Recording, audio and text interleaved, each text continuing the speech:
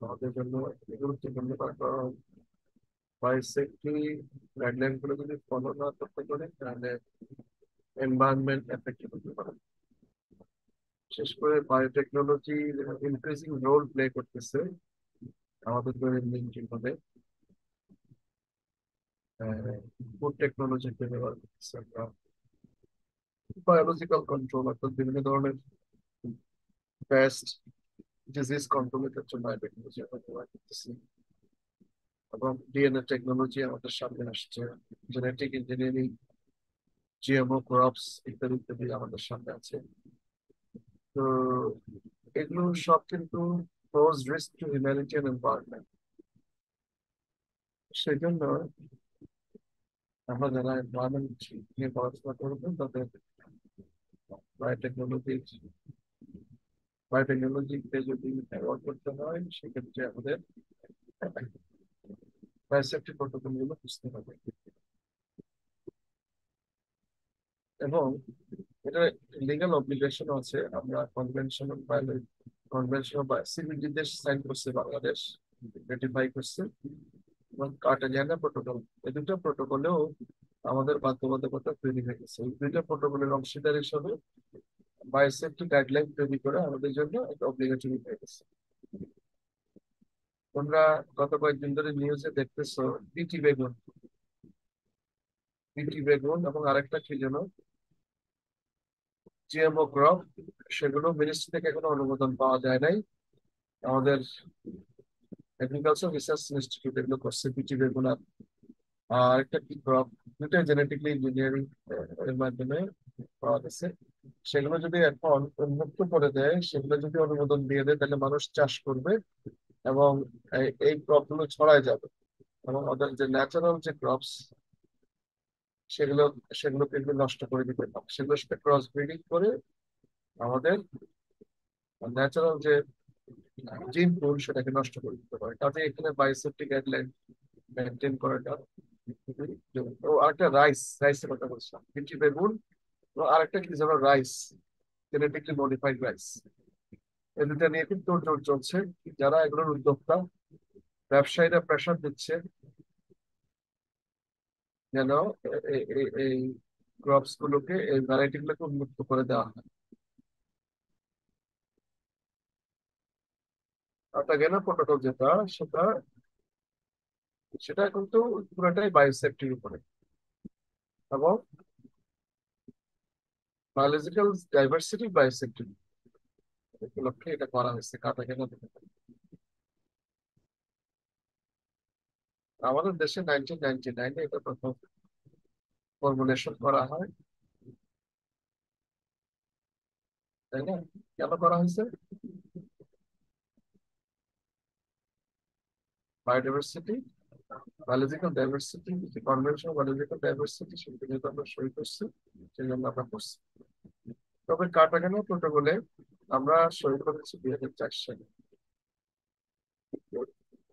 আমরা রেটিফাই করছি 2004 সালে। সরি, সই না, রেটিফাই করছি।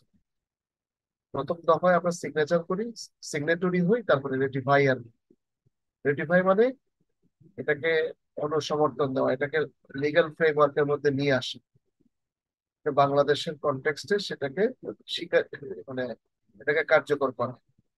সাইন তো আমরা যে কোনো কনভেনশনে সাইন করতে পারি, সিগনেচার করার পরেও কিন্তু আমরা রেটিফিকেশন করি না। যখন রেটিফিকেশন করি তখন আমরা এটাকে অনেক বেশি গুরুত্ব দিই এবং কিছু বাধ্যবাধকতা তৈরি হয়ে যায়। যদি এটার গুরুত্ব বেশি থাকে, তো সে প্রতিপালনের ক্ষেত্রে কিছু বাধ্যবাধকতা তৈরি হয়।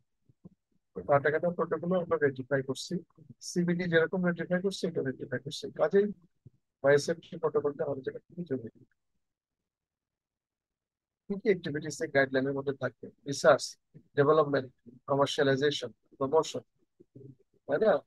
যেখানে অর্গানিজমকে ইনভলভ করা হবে, ন্যাচারাল রিপ্রোডাকশন, মাইক্রো প্রপাগেশন, অথবা টিস্যু কালচার, অথবা ট্রেডিশনাল ব্রিডিং প্র্যাকটিস, সে সমস্ত কাজে যখন অর্গানিজম গুলোকে আমরা ইনভলভ করবো তখন এটা পারবো। এখন ন্যাশনাল কমিটি আছে একটা, বায়োসেফটি এনসিবি, এবং এই কমিটি যে সমস্ত অ্যাক্টিভিটিস গুলা বলবে, ডিক্লেয়ার করবে, সেগুলো আমাদের মেনে চলতে হবে এই গাইডলাইন। এখানে কতগুলো অবজেক্টিভস দেওয়া আছে, যে স্ট্যান্ডার্ড তৈরি করা, রুলস তৈরি করা, সাইন্টিফিক ডাটাবেস তৈরি করা, কোর্স অফ প্র্যাকটিস তৈরি করা, মনিটরিং কিভাবে কত তার জন্য, ম্যানুয়াল তৈরি করা, এনফোর্সমেন্ট ম্যানুয়াল তৈরি করা, কিসের জন্য? Release of GMO LMO into that market, safety of the developers and end users of modern biotechnological products. সেটা আগেই বললাম। আধুনিক বায়োটেকনোলজি, জৈব প্রযুক্তি যারা ব্যবহার করবে বিভিন্ন কিছু ডেভেলপমেন্টের জন্য এবং কনজিউমারদের জন্য, তাদের তাদের কাজে কর্মে যেন সেফটি থাকে সেটা ইনশিওর করতে হবে। এবং এই সমস্ত যে নীতিমালাগুলো করে বায়োসেফটি যে রেগুলেশন সেগুলোকে এনফোর্স করা। এবং কিভাবে এনফোর্স করবো? আমাদের যে ন্যাশনাল প্রায়োরিটি যেগুলো আছে, জাতীয় অগ্রাধিকারমূলক যে প্রকল্প অথবা আন্তর্জাতিক ভাবে যে সমস্ত প্রকল্পের সাথে আমরা জড়িত আছি, সেগুলো অগ্রাধিকার ভিত্তিক যে প্রকল্পগুলো যেগুলোর সাথে আমাদের ইনভলভমেন্ট আছে, সেগুলোর সাথে মিল রেখেই আমরা বায়োসেফটি এনফোর্সমেন্ট রেগুলেশন এনফোর্স করি। একটা ফেভারেবল ক্লাইমেট আমরা তৈরি করব ইনোভেশনের জন্য।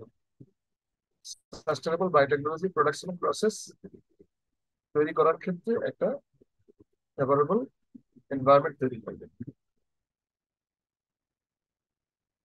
তাহলে আমরা কি কি ক্ষেত্রে করতে পারি? ল্যাবরেটরি ওয়ার্কের ক্ষেত্রে এটা করা যাবে, ফিল্ড ট্রায়ালের ক্ষেত্রে করা যাবে, কমার্শিয়াল ইউজের ক্ষেত্রে করা যাবে। যেমন আমরা মাইক্রো অর্গানিজম, প্লান্টস, অ্যানিমালস এগুলো আমরা আমাদের দৈনন্দিন জীবনে বিভিন্ন ক্ষেত্রে সেগুলোকে ব্যবহার করি, এবং সেটা বায়োটেকনোলজিক্যাল ডেভেলপমেন্টের মাধ্যমে করা করতে যাচ্ছে। আধুনিক বায়োটেকনোলজিক্যাল যে ডেভেলপমেন্ট ইনোভেশনের মাধ্যমে করতেছে। কাজেই বায়োসেফটি গাইডলাইন্সের ব্যবহার আমাদেরকে বেশি বেশি করতে হবে। বায়োসেফটি কমিটি কিভাবে হবে? National biosafety committee ministry of environmental forest এবং ক্লাইমেট চেঞ্জের আন্ডারে, এবং তারাই কিন্তু national authority, national focal point, ministry of environment forest climate change. তাদের আওতাতে ন্যাশনাল কমিটি অন বায়োসেফটি কাজ করবে, যারা environmental safe management, modern biotechnological ডেভেলপমেন্টের ক্ষেত্রে এনশিওর করবে। জিএমও, এলএমও এগুলো মুভমেন্ট, ট্রান্সবাউন্ডারি মুভমেন্ট নিয়ন্ত্রণ করবে। একটা বায়োসেফটি কোর কমিটি থাকবে, তাদের আন্ডারে কাজ করবে, তাদের আওতায় কাজ করবে, এনসিবির আওতায়। এটা কোর কমিটি এনসিবির আওতায় কাজ করবে।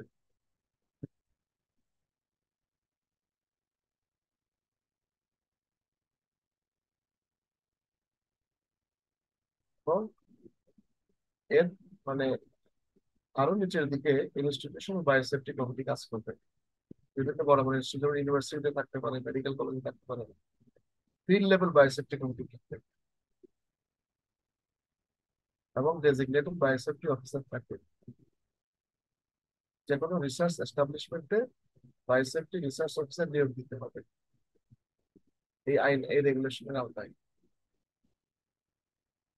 ন্যাশনাল বায়ো কমিটি বায়োসেফটি কারা কারা থাকবে, এই যে এগুলো আমি পড়তেছি না, তোমরা দেখে নাও। চেয়ারপারসন কে হবে, মেম্বার কারা কারা হবে, লিস্ট দেওয়া আছে। যত রিলেটেড মন্ত্রণালয় আছে, যত রিলেটেড ডিপার্টমেন্ট আছে, সবাই থাকবে। তাদের এনসিপি কমিটির কতদিন, কতদিনের মেয়াদ থাকবে তাদের,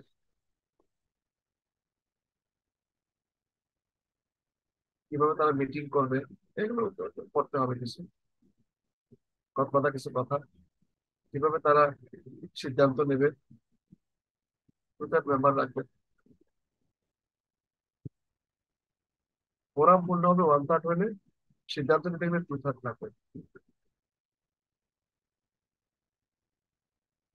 পাওয়ার, NCP power, national committee of biosafety power হলো ড্রাফট এবং অ্যাডপ্ট করা লেজিসলেশন মেজার্স, আইন কানুন তৈরি করা, বিভিন্ন পদক্ষেপ নেওয়া সেজন্য, to ensure safety of human and environment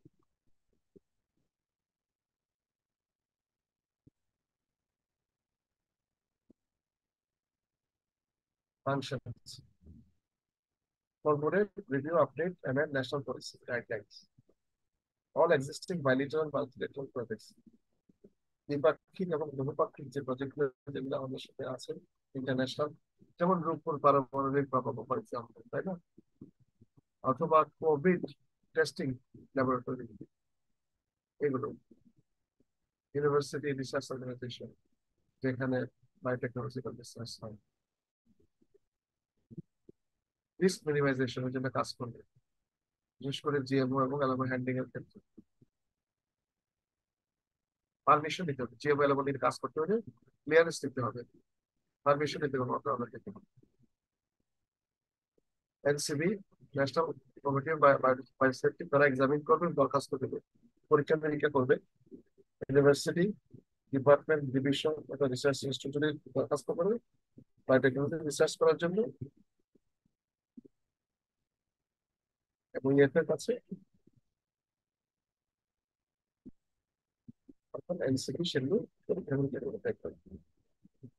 এবং এরাই বায়োসেফটি মেজার্স কি ধরনের নিতে হবে তারা নির্দেশনা প্রদান করবে, ইনস্ট্রাকশন দেবে কাকে, ফিল্ডে যারা কাজ করে, ল্যাবরেটরিতে যারা কাজ করে, তাই না, মার্কেটে যারা কাজ করে, বাজারে ভাইটামিন টেকনোলজিক্যাল প্রোডাক্ট নিয়ে বাজারে যারা কাজ করে। প্রজেক্ট প্রপোজাল তৈরি করবে to undertake laboratory genetic manipulation work, different forms for example project করতে পারে। For commercial release of GMs, publish results of deliberations, agency reviews of the committee, অর্থাৎ তাদের যে বক্তব্য সেগুলো ইন্টারনাল ডেলিভারেশনস এর রেজাল্টস পাবলিশ করবে। তাদের যে বক্তব্যগুলো, তাদের যে সিদ্ধান্তগুলো, তারা যে ডিসিশন গুলো দেয় সেগুলো পাবলিশ করবে, অর্থাৎ সেগুলো গোপনে করতে পারবে না। একটা সিদ্ধান্ত নিলে এটাকে পাবলিসাইজ করতে হবে।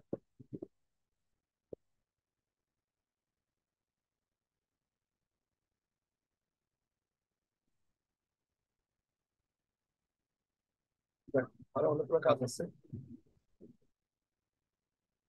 রেসপন্সিবিলিটি, দায়িত্ব নিয়ে কাজ করবে তারা। বায়োলজিক্যাল ম্যাটেরিয়ালস এর অরিজিন কোথায় সেটা তারা জানার চেষ্টা করবে, কোথা থেকে সেটা পাওয়া গেছে। লিগাল, টেকনিক্যাল, ইনস্টিটিউশনাল ক্যাপাসিটি যেন বাড়াতে পারে যারা এই ধরনের কাজ করবে, তাদের টেকনিক্যাল, লিগাল এবং ইনস্টিটিউশনাল ক্যাপাসিটি বাড়ানোর ক্ষেত্রে অ্যাডভাইস দেবে।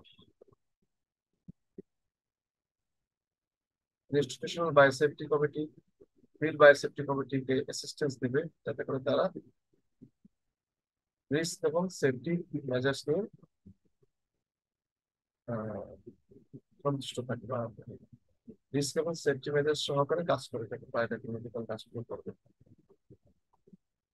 হাই রিস্ক ল্যাবরেটরি ওয়ার্কের ক্ষেত্রে অল্টারনেটিভ সলিউশন তারা দেবে, এগুলো অ্যাভয়েড করে অল্টারনেটিভ কিভাবে করা যায় সেটা তারা বলবে। কথা কথা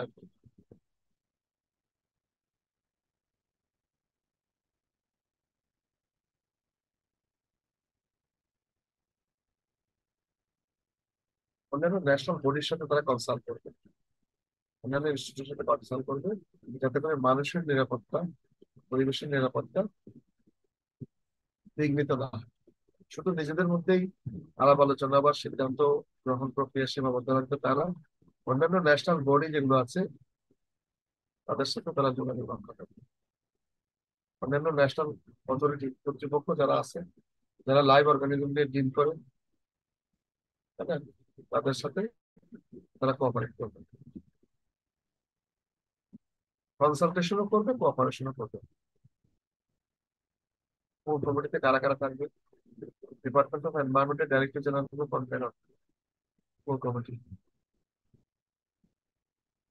আর কারা কারা থাকবে এখানে বলা আছে। ফাংশন, মনিটর করা biosafety guideline, permit licence examine করা জিএমও এর ক্ষেত্রে, টেকনিক্যাল কমেন্টস রেকমেন্ডেশন এনসিবির কাছে। অর্থাৎ এরা মূলত টেকনিক্যাল কাজগুলো করবে, মন্ত্রণালয় যেটা সব টেকনিক্যাল কাজ করবে না, অ্যাডমিনিস্ট্রেটিভ কাজ বেশি করবে। আর এপিসিসি, কোর কমিটি টেকনিক্যাল কাজগুলো বেশি করবে, এবং তারা বসবেও বেশি আমরা ঘন বসবে কোয়ার্টারলি বেসিস, বছরে 4 বার বসবে, টেকনিক্যাল বিষয়ে কাজ করবে, ইন্সপেকশন করবে, ইভ্যালুয়েশন করবে, R&D, research and development project গুলো দেখবে, বিশেষ করে জিএমআরএম এর ক্ষেত্রে। ইনস্টিটিউশন বায়োসেফটি কমিটি করবে,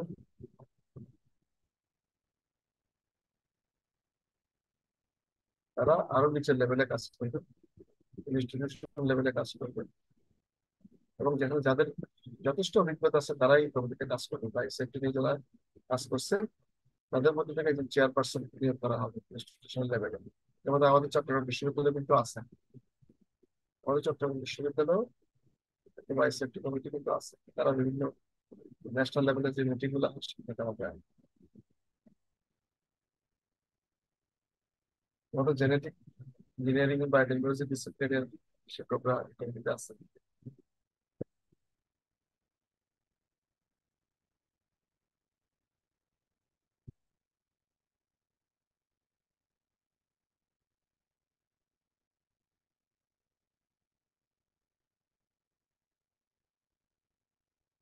ওরা আমাদের এগুলো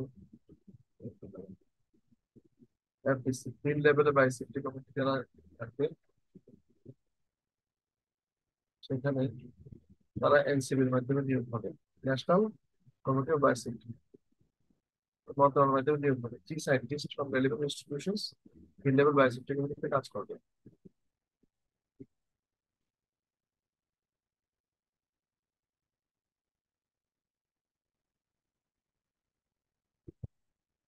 কি কাজ তারা করবে? General provision bio safety, risk assessment করবে। রিস্ক অ্যাসেসমেন্ট কোন নীতিমালার আওতায় করবে?